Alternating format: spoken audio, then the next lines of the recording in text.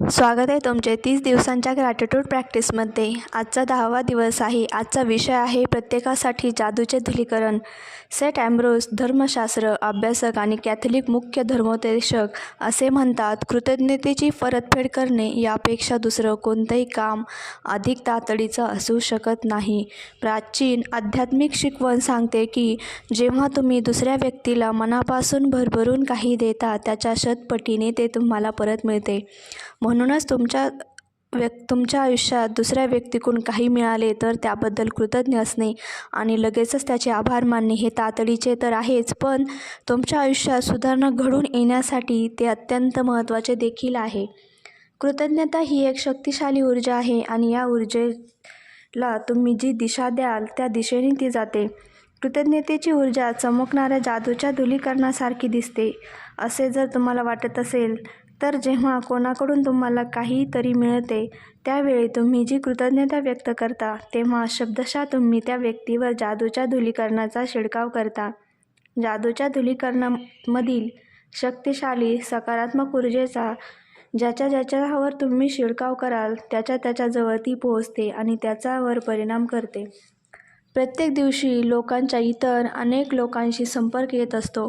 मग तुम्ही त्यांच्याशी फोनवर बोलता, ईमेल कराल किंवा कामाच्या ठिकाणी तुमच्या समोरासमोर भेट होईल. स्टोअर्समध्ये, जिन्यावर, बसमध्ये किंवा रेल्वेमध्ये ठिकठिकाणी आपल्या लोकांशी संपर्क येतो आणि बऱ्याच बाबतीत आपला जेव्हा लोकांशी संपर्क येतो तेव्हा आपल्याला त्यांच्याविषयी कृतज्ञता व्यक्त करायला लागते, कारण आपल्याला त्यांच्याकडून काही ना काही तरी मिळालेलं असतं.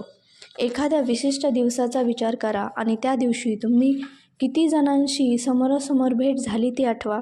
तुम्हाला सेवा पुरवणारे अनेक जण असतात. ते दुकानात किंवा उपाहारगृहात काम करत असतात, बस किंवा टॅक्सी चालवत असतात, ग्राहक सेवा देणारे असतात, सफाई कर्मचारी असतात किंवा तुमच्या कार्यालयात काम करणारे असतात. सेवा क्षेत्रात काम करणारे त्यांची सेवा तुम्हाला देत असतात आणि त्या सेवेचा लाभ तुम्ही घेत असता.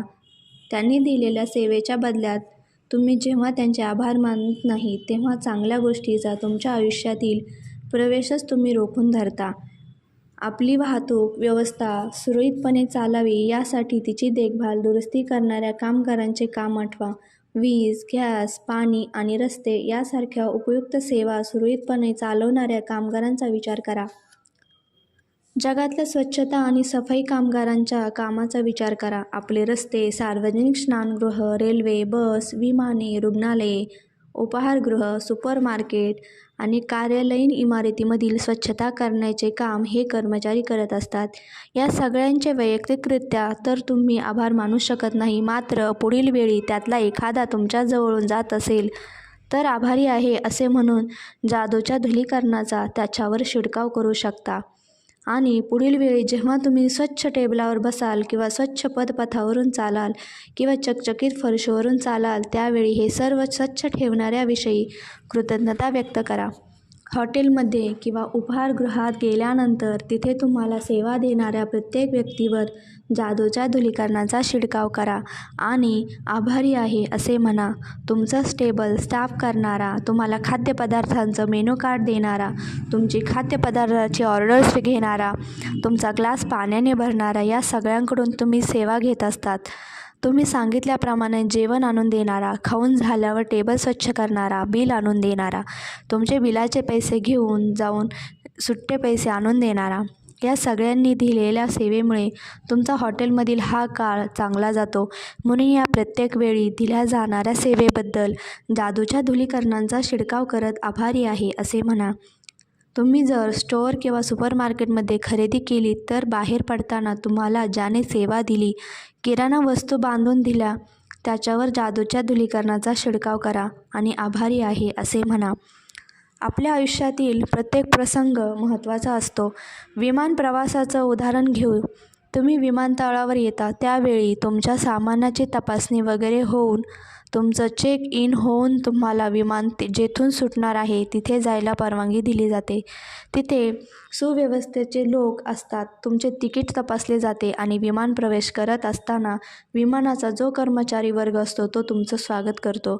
या सगळ्यावर जादूच्या धुलीकरणाचा शिडकाव करा आणि आभारी आहे असे म्हणा. विमानात असताना विमान कर्मचारी जे सेवा तुम्हाला देतात, खाद्य पेय देतात, तुमचं टेबल साफ करतात, त्यांच्याबद्दल आभार माना.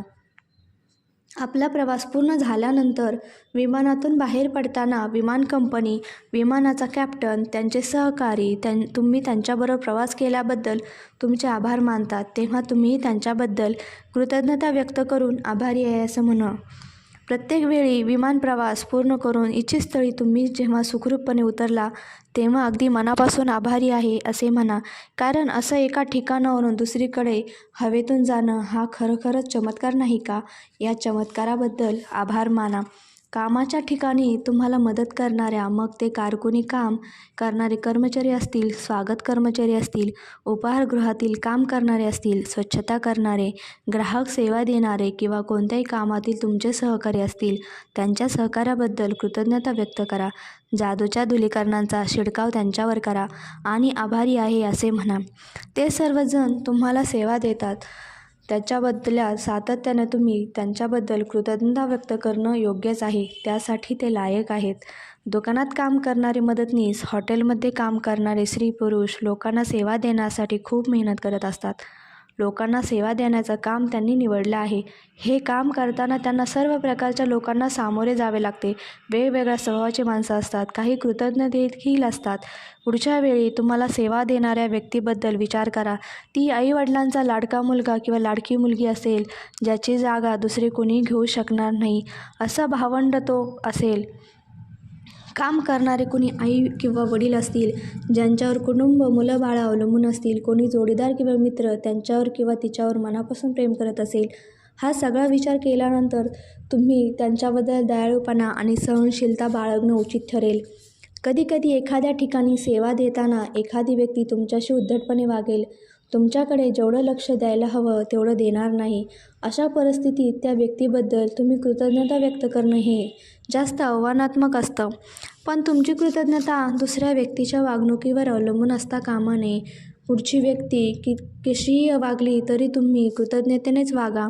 काही झालं तर तुमच्या आयुष्यात जादूचा वापर करणं सोडू नका. ही व्यक्ती तुमच्याशी असं का वागली याचा जर विचार करा. तुमच्याशी बोलताना ती किंवा तो कोणत्या अडचणीशी सामना करत असतील हे तुम्हाला कळणार नाही. कदाचित त्या व्यक्तीला बरं वाटत नसेल किंवा जवळच्या व्यक्तीला गमावलं असेल. तिचा विवाह नुकताच मोडला असेल किंवा ती आयुष्याबाबत निराश झाली असेल आणि काही टोकाचा निर्णय घ्यायचा विचार करत असेल. अशा वेळी तुम्ही जर त्या व्यक्तीशी कृतज्ञतेने आणि दयाळूपणाने वागलात तर त्या दिवशी त्याच्या आयुष्यात घडलेली ती मोठी जादू अतिशय परिणामकारक असू शकते.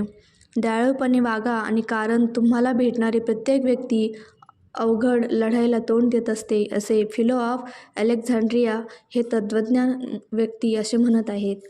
एखाद्या व्यक्तीशी तिनं केलेल्या मदतीबद्दल तिच्याशी किंवा त्याच्याशी तुम्ही फोनवर बोलत असाल तर केवळ कसं तरी आभारी आहे असं नुसतं म्हणू नका. तुम्हाला त्याच्याबद्दल कृतज्ञता का वाटते ते स्पष्ट करा. उदाहरणार्थ, तुम्ही मला मदत करण्यासाठी जे विशेष प्रयत्न केलेत त्याबद्दल मी आभारी आहे. माझ्यासाठी एवढा वेळ काढलात त्याबद्दल मी आभारी आहे. या परिस्थितीतून माझी सोडवणूक केल्याबद्दल मी आभारी आहे. तुमच्याबद्दल मी मनापासून कृतज्ञता व्यक्त करतो. धन्यवाद. तुम्ही अशा प्रकारे फोनवर बोलल्यानंतर एवढी साधी गोष्ट केल्याबद्दल पलीकडच्याची प्रतिक्रिया बघून तुम्ही आश्चर्यचकित व्हाल. तुमच्या बोलण्यातला प्रामाणिकपणा जाणवल्याने त्यालाही बरं वाटतं. एखादी व्यक्ती प्रत्यक्ष भेटल्यानंतर जेव्हा तुम्ही तिचे आभार मानता तेव्हा त्याच्या चेहऱ्याकडे बघून ते माना. तुम्ही जर त्यांच्या चेहऱ्याकडे नीट न बघता त्यांचे आभार मानले तर तुमची कृतज्ञता आणि जादूचे धूलिकण त्यांच्यापर्यंत पोहोचणारच नाहीत. तुम्ही जर कुठेतरी बघत आभार मानलेत किंवा खाली बघत आभारी आहे असं म्हणलात किंवा समोरच्या मोबाईलवरून दुसऱ्या कोणाशी बोलत असाल आणि इकडे समोरच्याच्या व्यक्तीला आभारी आहे असे म्हणून टाकलं तर तेव्हा समोरच्या व्यक्तीला मदत करण्याची आणि स्वतःमध्येही बदल घडवून आणण्याची संधी तुम्ही वाया घालवता. 2 वर्षापूर्वी मी एका दुकानात माझ्या बहिणीसाठी भेटवस्तू खरेदी करायला गेले. त्या स्टोअरमधल्या मदतनीस मुलीला जेव्हा कळलं की मी काय शोधते तेव्हा ती पण जणू काही तिच्याच बहिणीसाठी भेटवस्तू हवी आहे अशा उत्साहात भेटवस्तू शोधू लागली आणि थोड्याच वेळात मला अगदी हवी तशी भेटवस्तू तिने शोधली. तिला छान पॅकिंग करून माझ्या हातात सुपूर्द केली. नेमका त्याच वेळी माझा मोबाईल वाजला. मी बोलत बोलत स्टोअर्सच्या प्रवेशद्वाराजवळ पोहोचले. माझं बोलणंही संपलं आणि अचानक अस्वस्थपणाची भावना माझ्या मनात दाटून आली आणि मी लगेचच परत दुकानात गेले आणि जिने मला मदत केली होती तिला भेटले. तिचे मी केवळ आभार मानले नाहीत, पण तिच्याबद्दल का कृतज्ञ वाटलं तेही नीटपणे सांगितलं आणि तिने केलेल्या सर्व प्रकारच्या मदतीचं कौतुक केलं. मी तिच्यावर कृतज्ञतेच्या धुलीकणाची पोखरण केली. तिचे डोळे अश्रूंनी डबडबले आणि मी आत्तापर्यंत कधीही बघितलं नव्हतं एवढं खुशीचे हसू तिच्या चेहऱ्यावर पसरलेले मला पाहायला मिळालं. प्रत्येक क्रियेला सदैव एक समान अशी प्रतिक्रिया असते. जेव्हा तुम्ही मनापासून आभारी आहे असं म्हणता, तेव्हा तुमचा सच्चेपणा दुसऱ्या व्यक्तीला जाणवतो. तुमचं या कृतज्ञतेनं त्या व्यक्तीला तर खूप बरं वाटतंच, पण त्यामुळे तुम्हाला अवर्णनीय असा आनंद मिळतो. त्या दिवशी दुकानातून मी अशाच अवर्णनीय आनंदात बाहेर पडले. मला कोणी सेवा दिली तरच मी त्यांच्यासाठी जादूच्या धुलीकणांचा वापर करते असं नाही. सर्व प्रकारच्या प्रसंगांमध्ये मी कृतज्ञतेच्या जादुई धुलीकणाचा वापर करते. जेव्हा माझी मुलगी माझा निरोप घेऊन तिच्या घरी गाडी चालवत जायला निघते, तेव्हा त्याआधी ती घरी सुरक्षित सुखरूप पोहोचल्याबद्दल मी कृतज्ञता व्यक्त करते आणि कल्पनेने बोटांनी तिच्यावर आणि तिच्या गाडीवर जादूच्या धुलीकणांचा शिडकाव करते. कधीकधी मी जेव्हा नवीन प्रकल्पाला सुरुवात करते तेव्हा तसे करण्यासाठी संगणकावर जादूच्या धुलीकणाचा शिडकाव करते.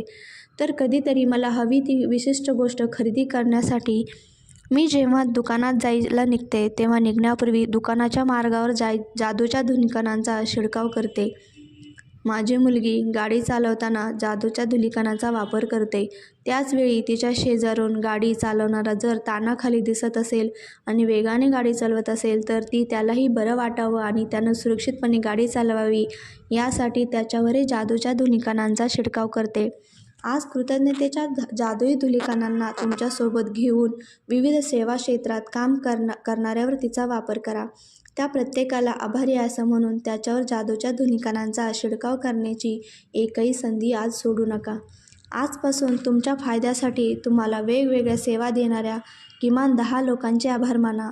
तुम्हाला हे प्रत्यक्ष समोरासमोर करायला लागले नाही तरी काही बिघडत नाही. तुम्हाला त्याच्या सेवेमुळे लाभ झाला, त्याचे मनातल्या मनात आभार मानले तरी चालते. जादूचे धुलीकण तरीसुद्धा त्याच्यापर्यंत पोहोचतीलच. उदाहरणार्थ, मनातल्या मनात तुम्ही तुमच्याशी असं म्हणू शकता, प्रत्येक दिवशी अगदी सकाळी लवकर सफाई कामगार रस्त्यावरचा केर कचरा काढून टाकून रस्ते स्वच्छ करतात. मी आजपर्यंत त्यांच्या या कामाचा विचारच केला नव्हता. दर दिवशी घड्याळाप्रमाणे व्यवस्थितपणे काम करणाऱ्या या कामगारांबाबत मी खरोखरच कृतज्ञता व्यक्त करते, आभारी आहे. विविध क्षेत्रामध्ये काम करण्याबद्दल कृतज्ञता व्यक्त केल्यानंतर किती जणांबाबत कृतज्ञता व्यक्त केली हे मोजून ठेवा.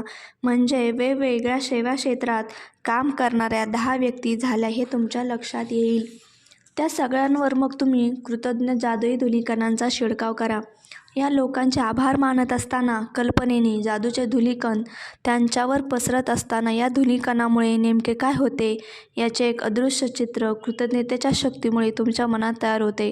मनातल्या या चित्रामुळे कृतज्ञतेच्या जादूचे धुलीकण लोकांपर्यंत खरोखरच पोहोचतात आणि त्यांच्या जीवनात सुधारणा घडून येण्यासाठी, त्यांना मदत करण्यासाठी त्यांच्याजवळ ते उपलब्ध होतात याची तुम्हाला जाणीव होईल आणि त्यावर तुमचा विश्वास देखील बसेल. आणि प्रत्येक वेळी जेव्हा तुमच्या दुसऱ्या व्यक्तीवर जादूच्या धुलीकणाचा शिडकाव करता तेव्हा ते तुमच्याकडेही परत येतात आणि त्याचा तुमच्या आयुष्यावर चांगला परिणाम होतो.